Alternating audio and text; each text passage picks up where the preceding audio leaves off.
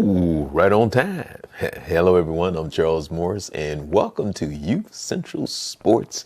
And happy to come your way. We come your way. It's supposed to be we, but Vince Carter. I hope Vince is okay. Because I called him last week, and I did not hear from him, and a whole week has gone by, and I haven't heard from Vince. So, but normally he calls me because he's in basketball season right now. But based on the schedule and what we had talked about, that Wednesday nights at this time that he's normally free. But I'm more worried by the fact that I haven't heard from him. But first, let me say welcome to Youth Central Sports, where we come to you every Wednesday at 11 p.m. Eastern Standard Time, which is 10 o'clock his time. He's in Tennessee right now. That's Vince Carter Sr. Most people know his son, Vince Carter, who has, I think, been playing in the NBA. I think it's like his 19th season. That's a long time to play in the NBA, man. That's wild. And the funny thing is that about 2 years ago, I said to Vince, and we talked about it this year, I think it was about 2 years ago. I said, Vince, do you know your son is going into the Hall of Fame? And he looked at me kind of like,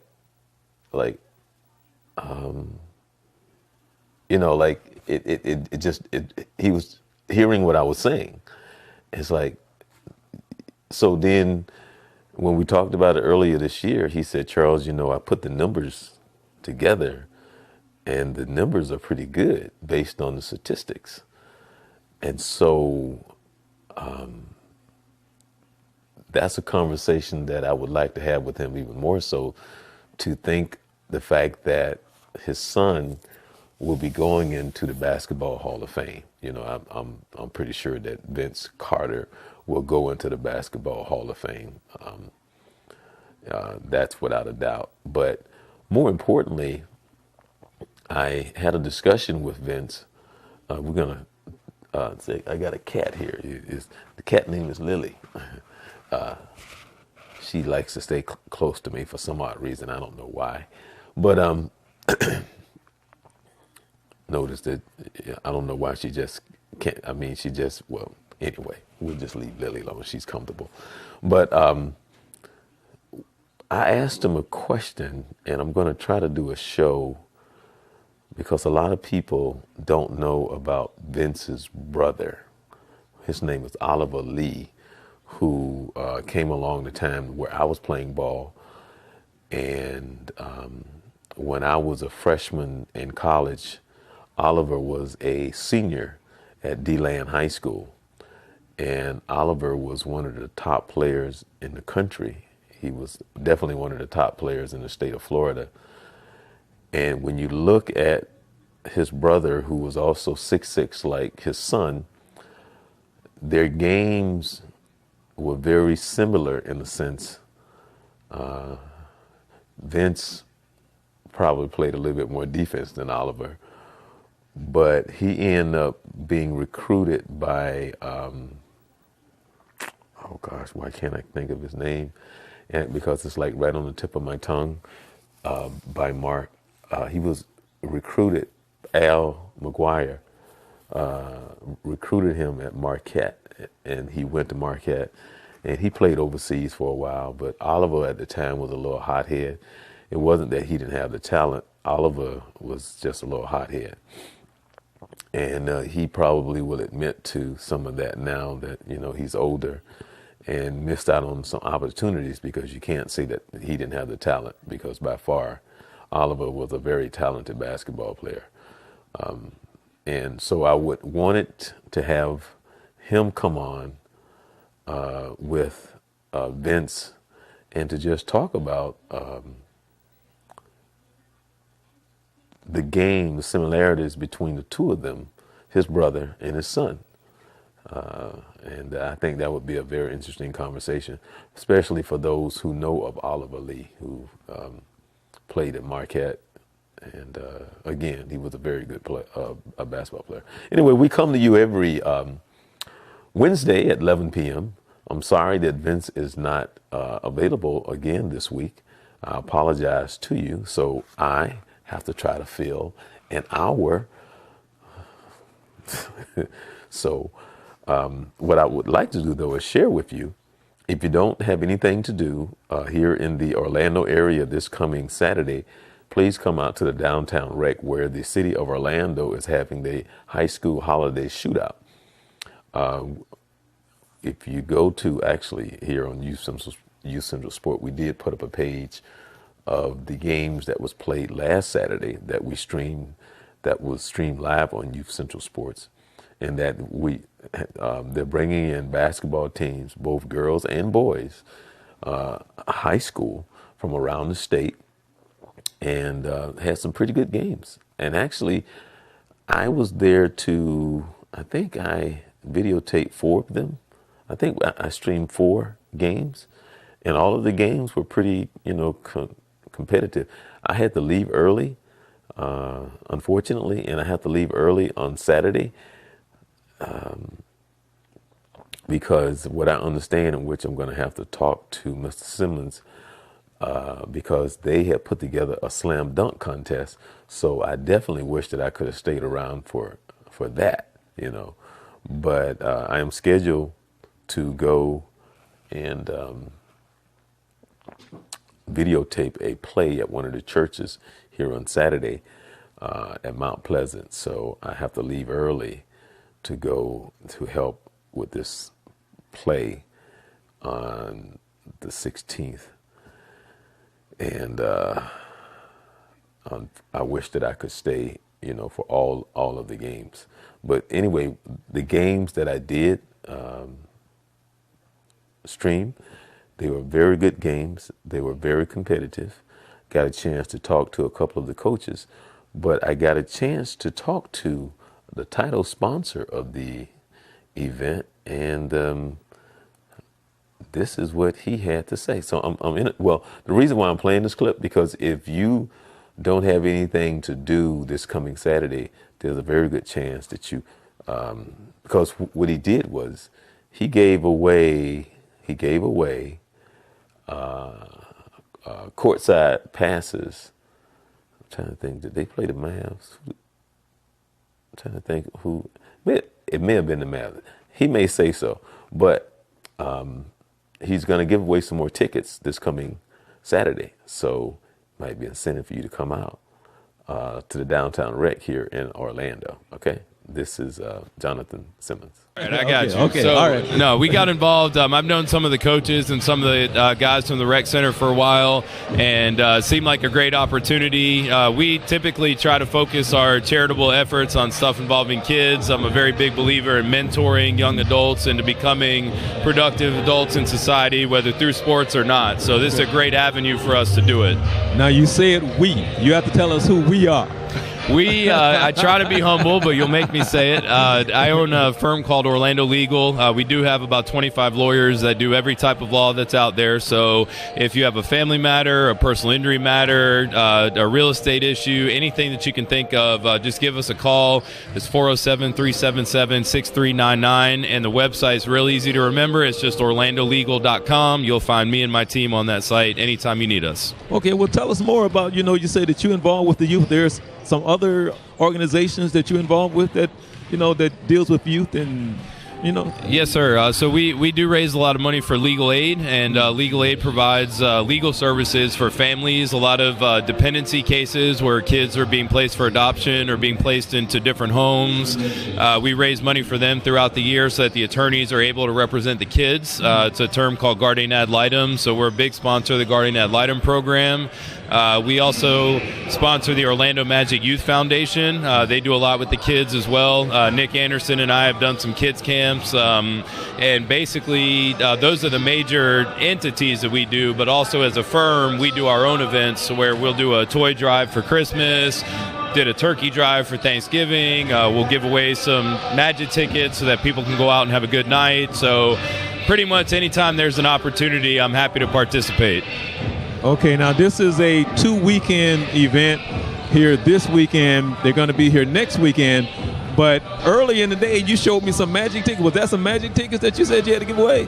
Yes, sir. So tonight we do have a very special pair. We've got a courtside pair of tickets for the Clippers game on the 13th, which is next Wednesday. Okay. The way we're going to give those out tonight is about 20 minutes or so before the last game. We're going to do a dunk contest. Okay. A little bit of audience participation, a little bit of my judgment. But next week, for those of you watching at home thinking about whether or not you want to come support the kids, I'm going to bring enough tickets so that the winning team can all go to a game together. So wow. even if it's 15, 20 tickets, so make sure you guys come back next week because we're going to have even more and better prizes than we had to give away today. So I hope at least we get more people out next week to take advantage of coming out and having fun and going to a game and getting that team bonding experience. Okay, well, what I'm going to do is I'm going to make sure that I take this clip, show it on my Facebook page as well.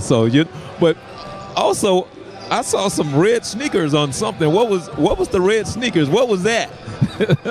Well, as a little bit of a sneakerhead, so you caught me.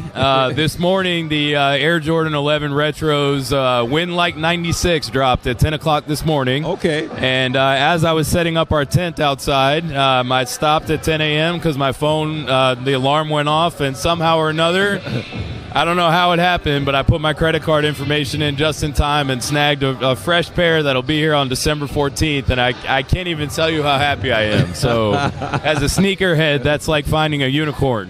Okay, I got you. Now, have you ever heard of Great Oaks Village? Say that one more time. Have you ever heard of Great Oaks Village? Yes, I've heard of Great Oaks Village. Yes, sir. Oh, okay, because I've done a lot of work with them. When you say that you work with the different foundations and kids and homeless, I know that they do a lot of great work. As a matter of fact, they were at my youth summit last week. So you get a chance, anybody out there, get an opportunity to volunteer over there and go over and speak to the kids, because we go over there from time to time and try to speak to the kids as well. Absolutely, and I'm very familiar with Great Oaks Village. It's a very good cause, and for those of you out there that are looking for something to get involved in, it's a great place to start. So I think that's a great organization. Well, I don't have to tell you, it is such... I don't even know how to put it into words, but when you meet people like you who really understand how important it is to get involved with our youth, especially nowadays since the village seemed to have gone somewhere. I don't know where the village have gone, but it's not like it used to be, and we can have that conversation all day long. But what's more important is that it's people like you that makes a difference, who really understand that you are making a difference in the lives of so many. Well, and that's the most important thing. I've been in Orlando for a long time. I love the city. It's my home. It's my community. And whether that community is on a different part of town or this part of town or that park or this park, it doesn't matter. We're all in this together. And the better we can do for the kids, the better the next generation is going to be in being nice, responsible young men and women who can go on to college, whether it's through athletics or not. So the goal for us is to introduce kids to success beyond athletics and what that looks like. And to that extent also, we do an internship program at my firm for kids who want to get experienced in maybe shadowing me into a courtroom, watching a trial, really getting to see how some of the business world aspects work at a young age, so that when they go into the real world, they're not going in blindly. They're going in with some mentorship and some leadership, and that village has kind of gone away. And I think part of responsibility of social responsibility is making sure that we give people that opportunity, even if that village may have disappeared for them someplace else. We can give it to them either through the rec center or through different programs that we may put on. So there's always an opportunity to help, and it just takes somebody, and I'm looking at everybody in the camera, you just have to get out of bed and do it. There's always somebody out there that needs you more than you think. And no matter whatever you're going through, there's somebody else out there that's going through something worse. And so if you ever feel down, I've found that the number one thing that makes me happy is making other people happy. There you go. Now, just so in case people missed it, you need to give your name and your firm again, and how can people contact you? My name, Jonathan Simon. The firm name is Orlando Legal. You can contact us at orlandolegal.com, available 24/7. You can email me personally at jonathan@orlandolegal.com. I'm a very, very low-maintenance guy. I don't stand on ceremony, and I'm very, very happy to help. So for those of you out there that may need our services, just please let us know, and we'll do whatever we can for you. All right. Thank you so much, and thank you for blessing so many. Thank you for your blessing, and do have yourself a happy holiday and Merry Christmas. You too, sir. Happy holidays. Thank you. All right, that's Jonathan Simon. I think I was calling him Simmons, but it's actually Simon. I apologize there to you, Jonathan. Thank you so very much for everything that you're doing, and spending the time, the effort, and also spending money in a way that you're blessing people. The blessing in the blessing. So I can talk about that all day, but that's not what we're going to do right now. So again, thank him. I thank him so very, very, very much. You can come out. Actually, the tickets that he gave away was for tonight. The Magic played the Clippers, and let's see here. The score was 106-95. The Clippers. Okay.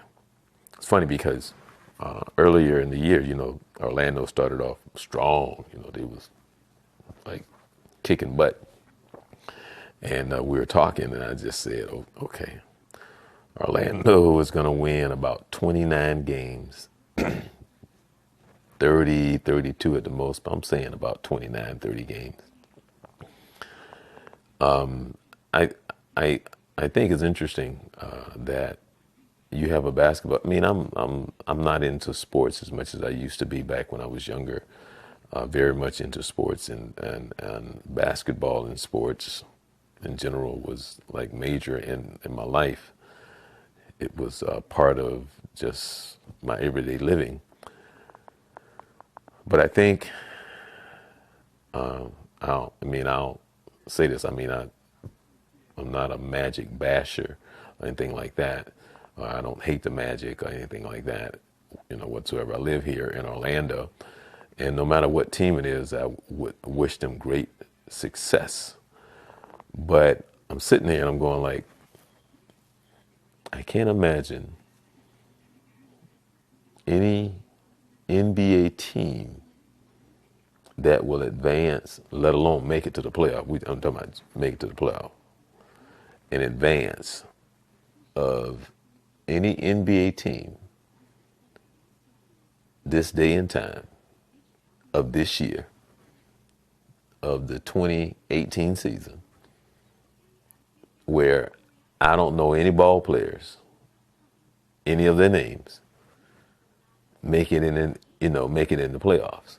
So when you put together a team, and not because it's me, and for myself, who is a basketball fan, and I can't go and name your players, but you're saying that you're competing to go to the NBA playoffs, which has nothing to do with me, I doubt very seriously if you're going to make it to the playoffs, okay, because I don't know any of your players. And I live here in Orlando. However you do what you do. So I'm really not knocking them, but I'm thinking from the standpoint of marketing,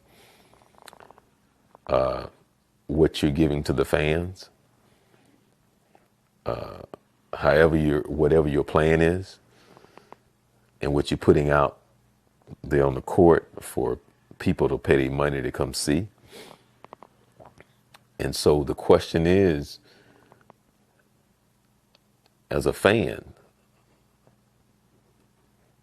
because I can't speak for those who spend money to go see sports. I'm in a different world now.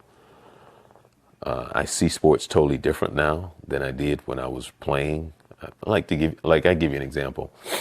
I won't get into how we were taught to play, because we were taught to play hard. Nothing like these guys now. I mean,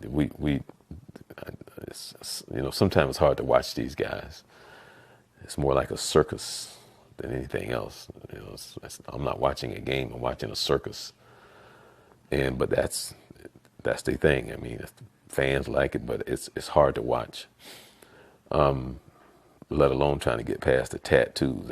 That's another thing. I'm like, wow, that's another show. But and I'm speaking personally, my own preference is what I'm speaking of.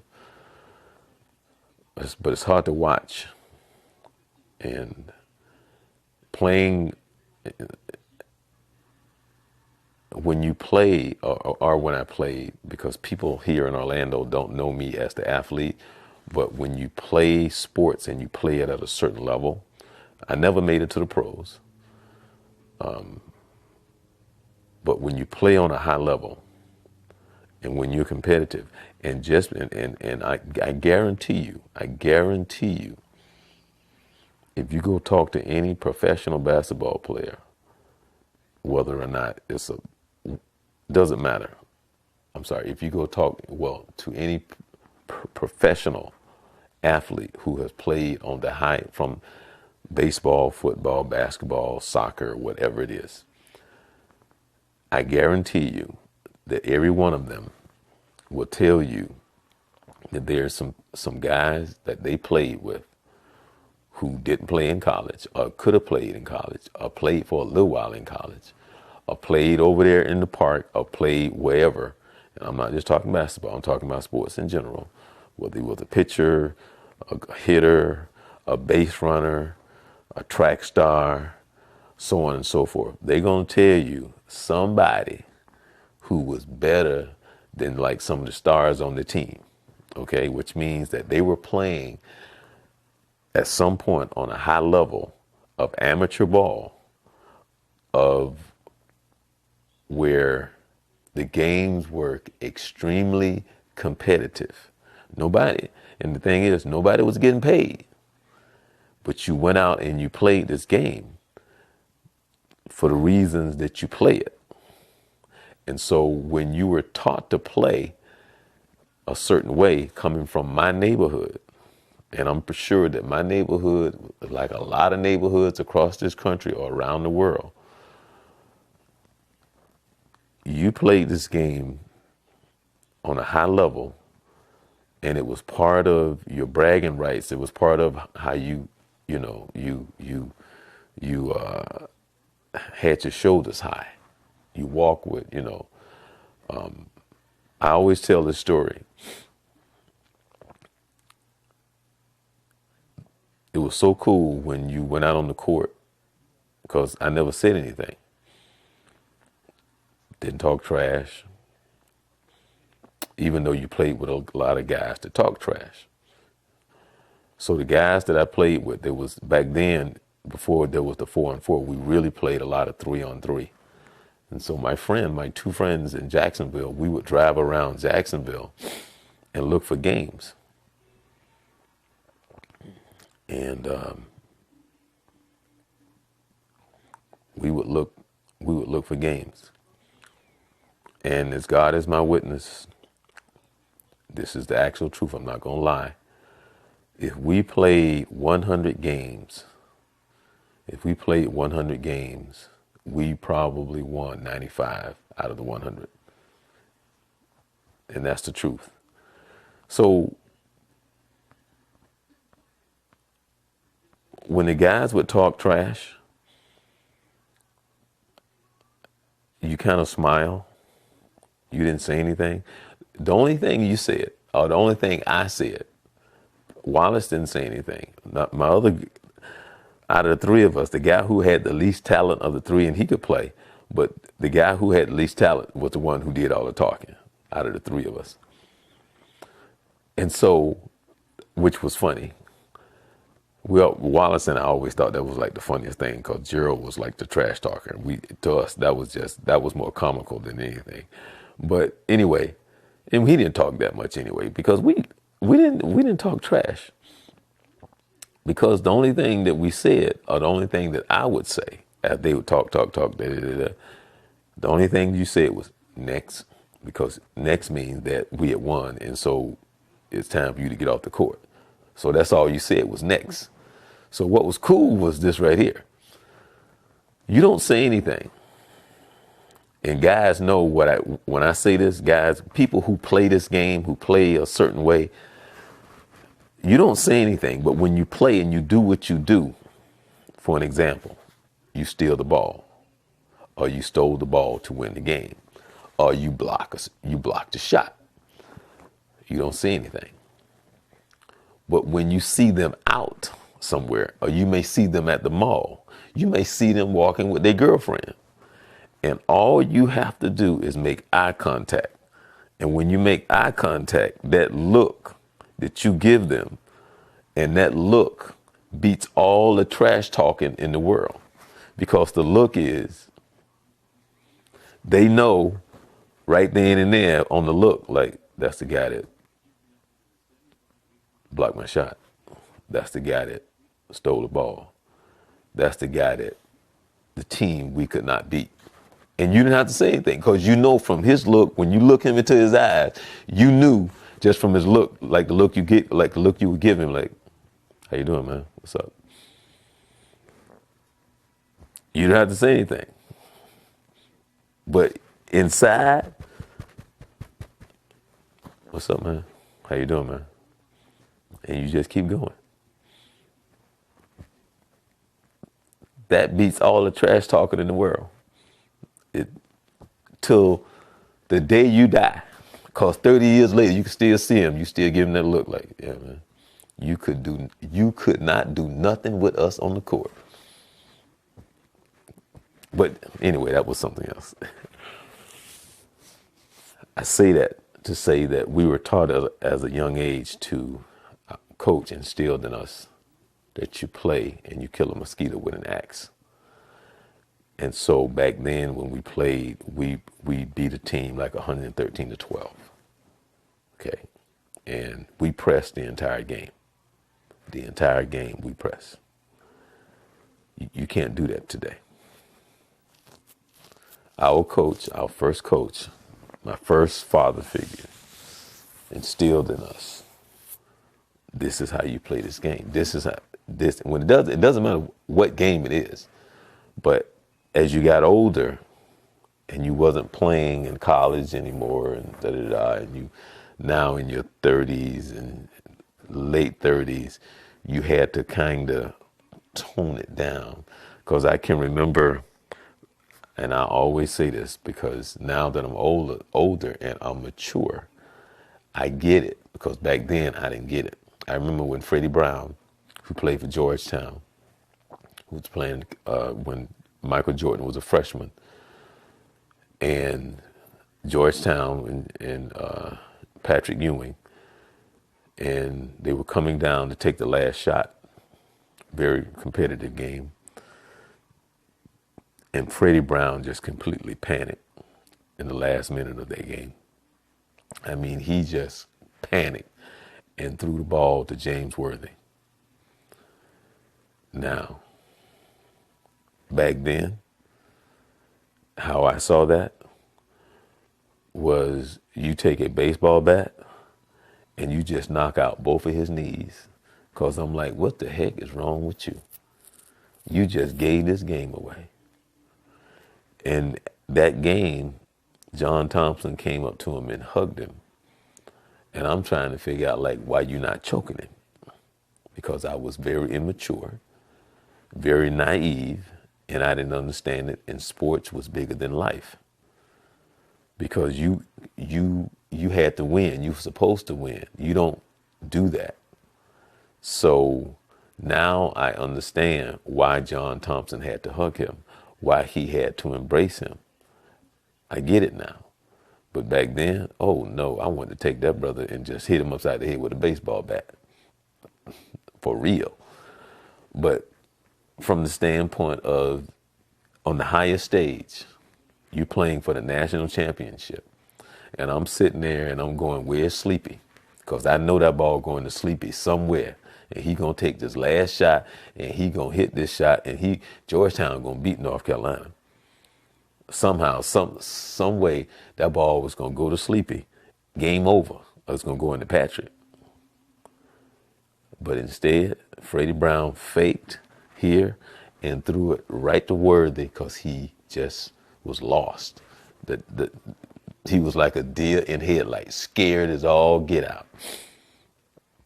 And when he threw that ball away, he threw it to James Worthy. I think James Worthy was more shocked than anybody else because for a quick moment, James Worthy, he threw it to him and he caught it. And he's kind of like, this idiot just threw me the ball. But anyway, I say that to say the mindset of a young athlete and how you approach the game and how you played the game. And I say this to this very day, that the way we was taught to play was, back then, if we was playing a co-ed softball game,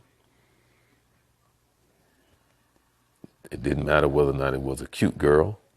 It didn't matter if it was my mother, because that's how the coach taught us. Because one of the things he said was, inside the paint, that belongs to you.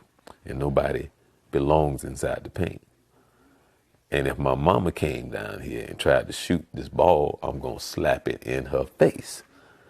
So when you're 12 years, 13 years old, and this man is instilling in you this attitude of how you're supposed to be when you're competing, if your mama came in, if your mama tried to do a layup on you, you're going to take that ball, you're going to stuff it down her throat. Light came on. So, that was real. And so back then, if we was playing co-ed softball, and if there was a person standing in the baseline, and I was running from first base to second base, or second base to third base, and they're standing in the baseline, I would run them over. Because you're telling me by you standing in the baseline, you can move. But if you're standing in the baseline, you're telling me that you want to beat me. And so if that's the case, then what needs to transpire is I need to do something about that. And so that's easy. And now, after I run you over, and then I go to second base and they call it a timeout, whether or not you have a broken leg or a sprained ankle or whatever that is, then I'll go and help you up, see how you doing. But at that moment, at that time, no. Because you're telling me this is more important to you. The competitiveness in you is not going to reach higher than the competitiveness in me. So you standing in the baseline, you're telling me, come on, bring it. Run you over. I get to second base. They call it a timeout. Now we go and see how you doing. And if you had a sprained ankle or a broken leg, I'm not going to feel bad about it. I mean, I feel bad but from the standpoint, but that's just part of you standing in the baseline. But that's how I was taught to play. Anyway, that's another story. Anyway, looking at some of the scores for tonight.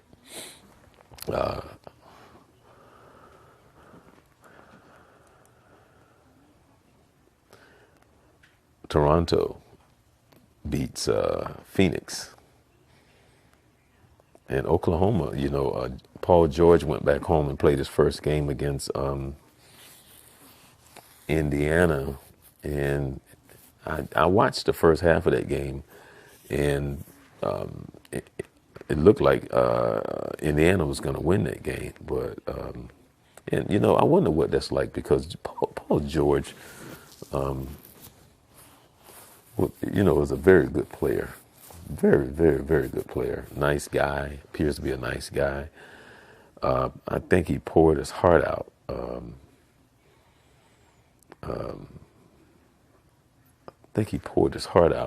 And gave them their all, and they just could never get past, I think it was Miami, when they had that good team. And I'm trying to think, who was the center that played for Georgetown that I saw them talking about now how the big man is no longer part of the game. That the center that played, he's out of the league. I think he's only like 31, 32 years old. And I can't think of his name right now, but he's out of the league because the way the game has changed, which I think is for the worse. I think the game has taken a step back, by far, a big step backwards, mainly because the owners are just into entertainment. And the fans just love all this, I don't even know what you call it, but it's a different kind of game. The players are good, athletically and skill-wise, but the game itself sucks. It's just, it just sucks. Houston is really doing a number on Charlotte. Tonight, Charlotte decided that I don't even know why they got off the plane or why they even took the plane to Houston, because that's how they played tonight.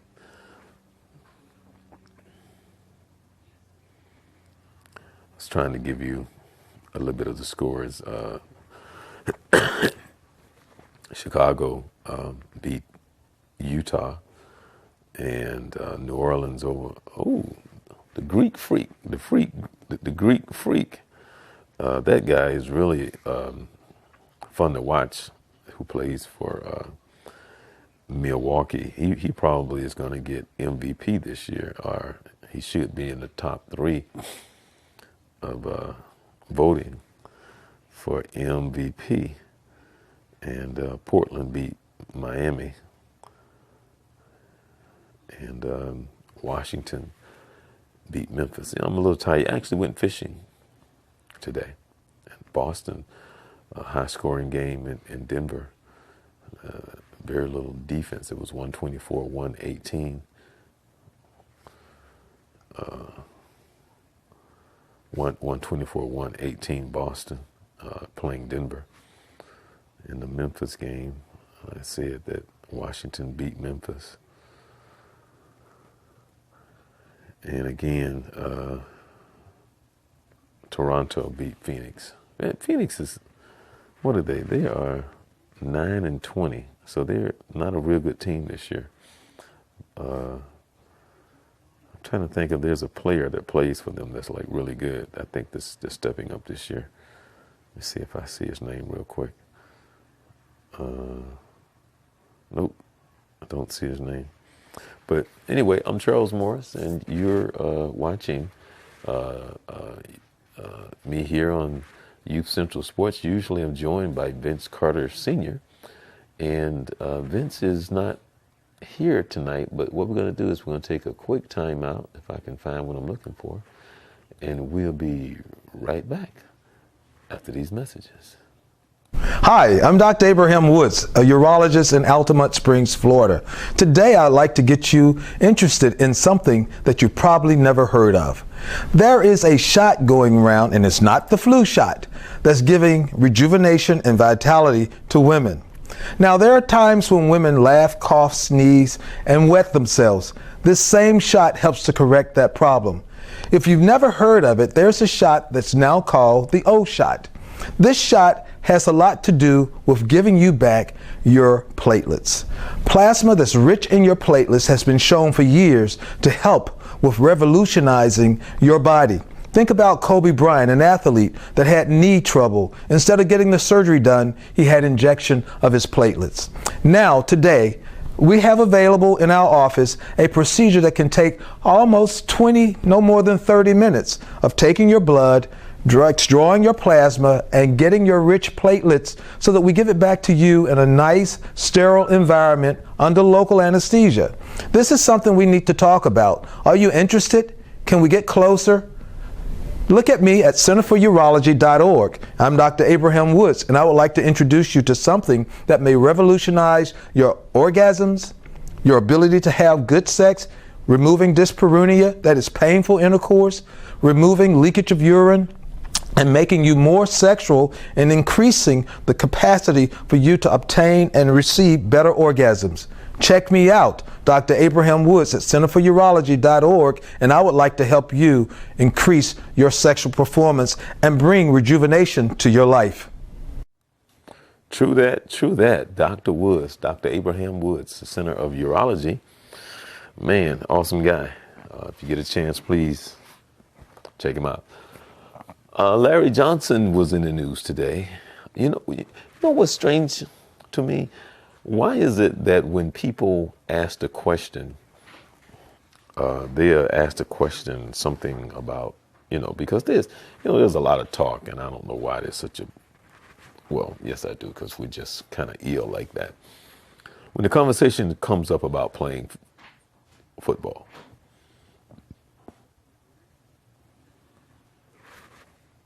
we're not supposed to play football. It's a sport, it's an activity that we're not supposed to do.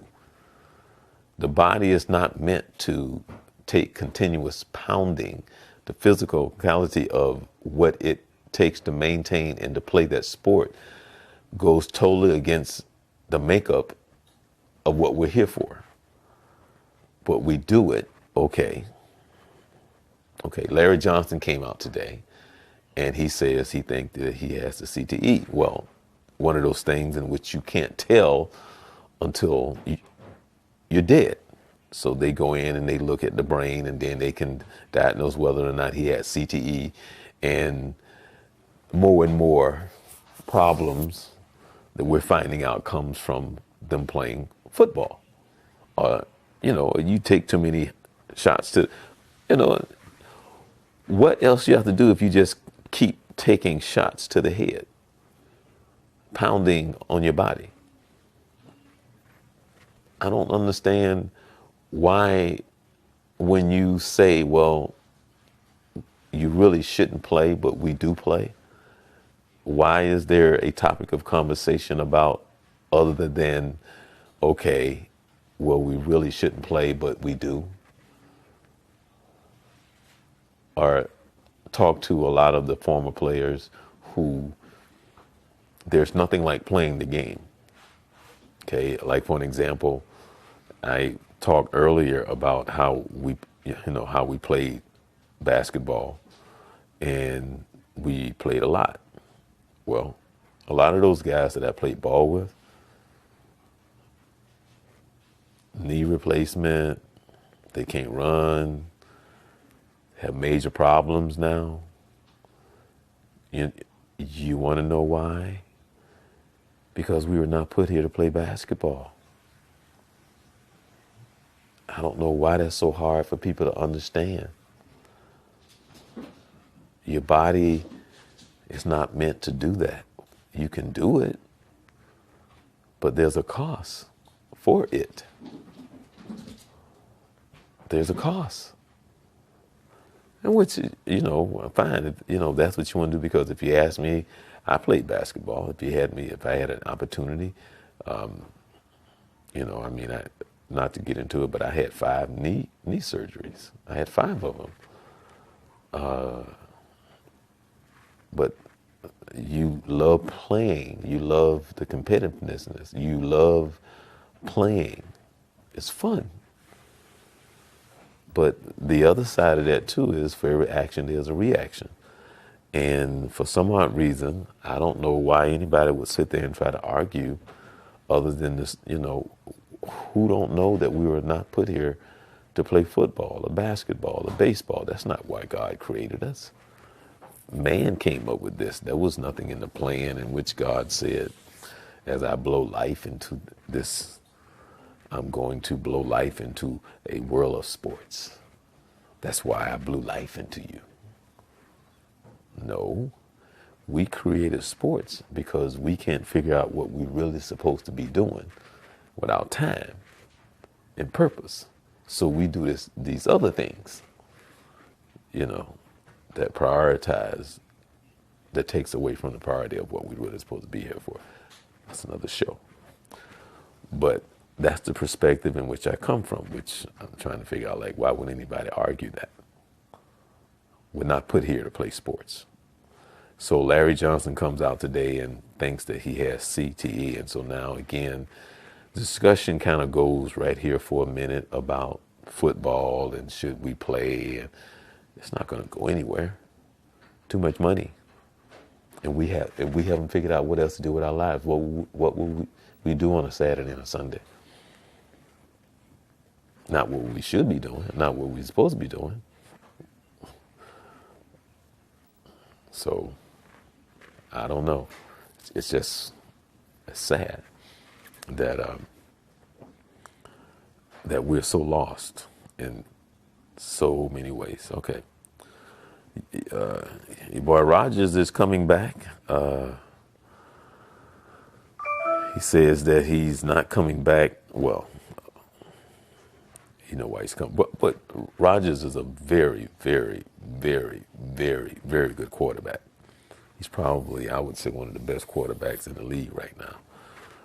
Without a doubt. You know, he's been out like 4 or 5 weeks with a broken collarbone. And so he's coming back. Green Bay has a slight chance to make the playoffs. I think they're like the third team out where they sit, trying to make the wild card. They have a very tough schedule coming up. Their remaining games, very tough schedule. Let me see if I can. Okay, let me see if I can pull it up. Oops, if I can learn to spell. Green Bay Packer. Okay, Green Bay Packers. Okay, Rodgers start of the Packers this week. And they signed wide receiver Pearson to the practice squad. I wanted to pull up the schedule, but they have a very difficult schedule coming up out of one of the teams that are fighting to make the playoffs. I think out of most teams that's kind of sitting there, I think they have like one of the hardest schedule. Again, I'm Charles Morse. You're joining us here on Youth Central Sports. Normally, you would see myself along with Vince Carter. And again, like I said, normally I would hear from Vince. He has taken on a second job there at Tennessee. He coaches high school football. He left Orlando about two years ago and moved to Tennessee, where he started coaching. He was coaching high school basketball here along with AAU. And he left Boone High School, the AAU, midnight basketball, and a few other things that he was involved in to go where he was coaching up in Tennessee. But in addition to that, he took on a second job working with special needs kids. And he talked about that and how that has brought him into another place in life where he's talking about how they're teaching him so much about patience and understanding, looking at life from a different perspective. And I think it has kind of helped him to humble himself a little, as he would say, to look at things differently. So that's one of the things that I always admire, because I'm not good at handling with people with special needs. My heart bleeds too much. A perspective of what I talked about earlier, and that is, I think about as a kid what it was like to go out and play hide and seek and play with my friends and ride the bikes, and my aunt taking us fishing and doing all the things that we did as a kid, and the pleasure and the fun and the memories from that and the laughter and just the time together and what all that meant.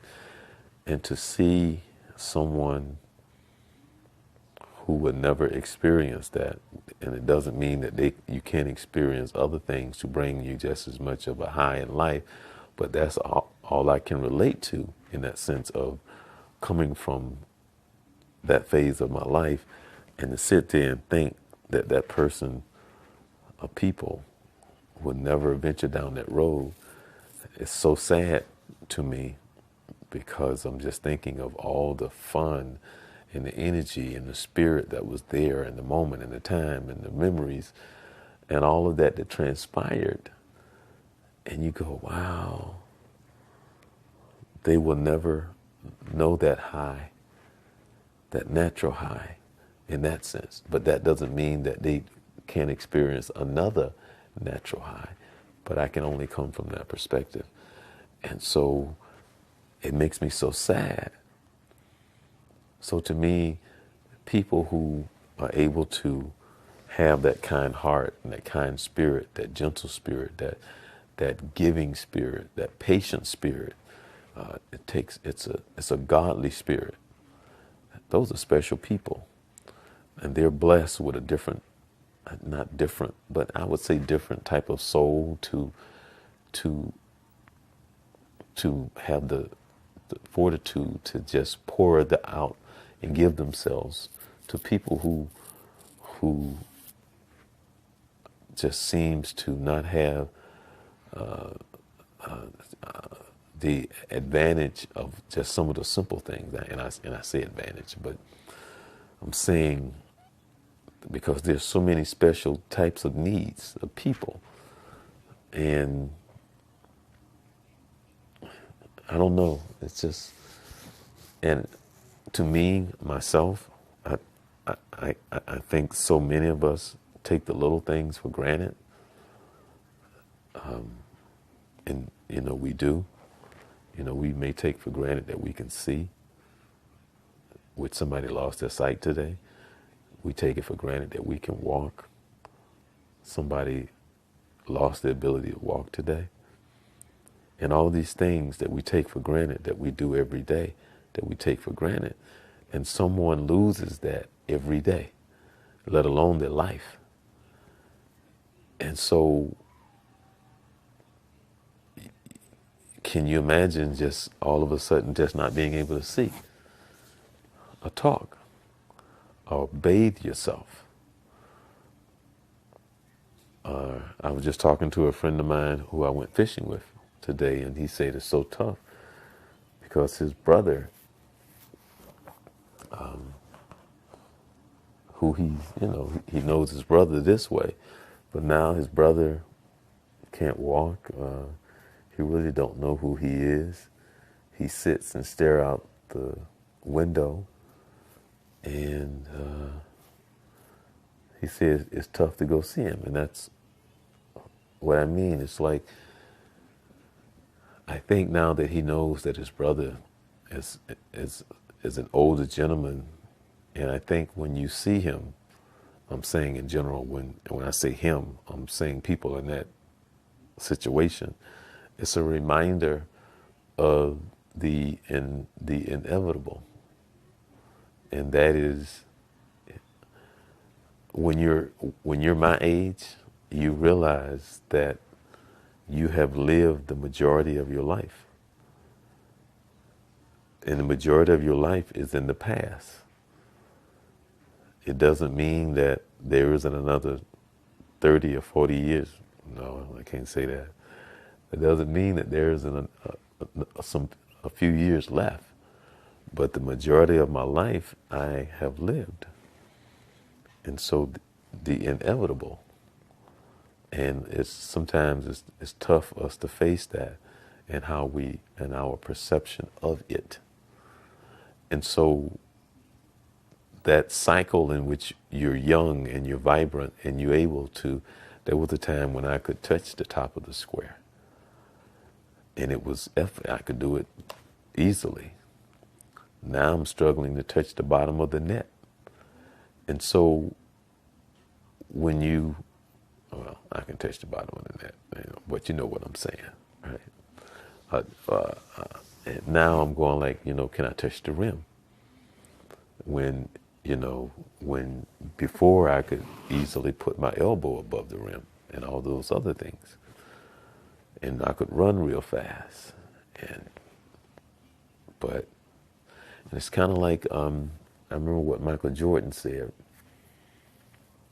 I think they was asking him something about LeBron and wishing that he could play against him. That's what the question was. Wishing that he could play against LeBron, and his comment that he made, not in reference to just that, but his comment had more to do with you wake up one morning and your body just doesn't respond. No matter how much you train, no matter how good you were, as your skill starts to diminish, that's just the nature of the beast. And there's nothing that you can do about it. You still can compete,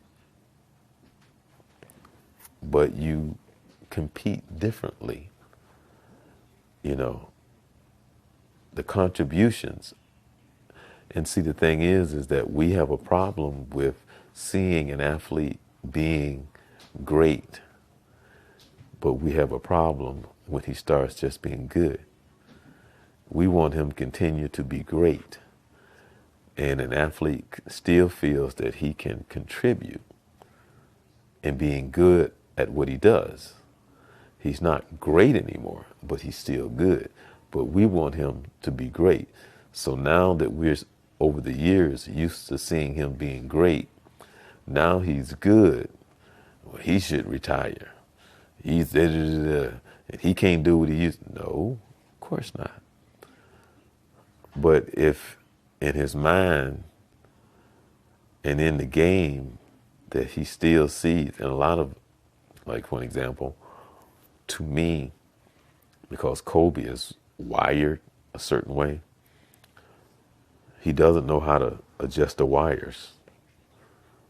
Okay, because Kobe, I think, could have still played, but if Kobe could have learned to have played differently, he was still trying to be Kobe because you wired that way. And I'm not knocking it, but I'm just saying he still wanted to be great. And he still could have contributed in a way if he could have learned to have been second or third fiddle, but he's not wired that way.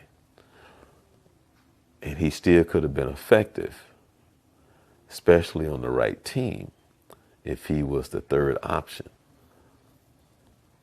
And a lot of things that he still could do to be a winner, but he's not wired that way. I think it takes a certain kind of maturity and an understanding of understanding time and where you are in your time. And if you're still trying to be the player at 38 that you were at 24, there's something that you missed. There's something you're missing. And at that point, there should be more of the wisdom that you should be able to bring to the game, less of the physical, because the physical isn't there like it was. So now you got more of this. But some of us with the ego and the pride can't put it in a proper perspective. And to this day, I still think that Kobe could have been an effective third option on a team if the pride and the ego could be put in the proper place.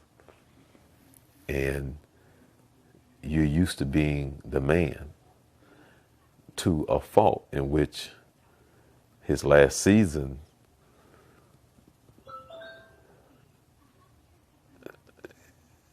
you could still see where he was still trying to be the 24-year-old Kobe. And to me, that has a lot to do with the ego and the pride. And sometimes that can, as good as Kobe was, at the end of his career, I think that may have hurt him. his last game was phenomenal.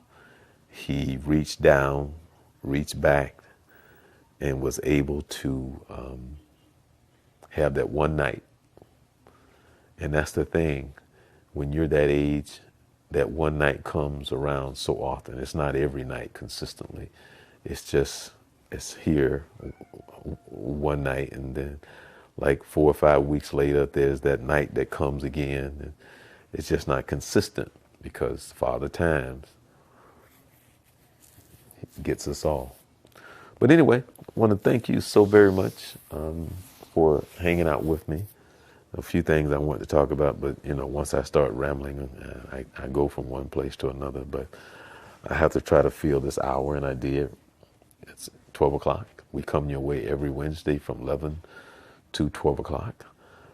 If you don't have anything to do here in the Central Florida area, please come out to the City of Orlando Holiday Shootout. It's going to be at the Downtown Rec starting at 11 p.m. I understand that Jonathan is going to be giving away some magic tickets. He gave away some tickets last Saturday to see the game that was played tonight here in Orlando, where the Clippers were in town. So come out, support the high schoolers here in the area, and make sure that you tune in next week. I'm going to start doing this where we can see you on Twitter and Facebook. I actually can do it. I've been lazy about it, but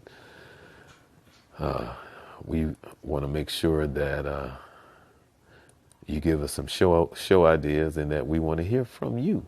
And for those out there on Twitter and Periscope, peace out, and you be blessed. Here in the Central Florida area, they are cold because the temperature has dropped, but it's going to warm up. So you be blessed.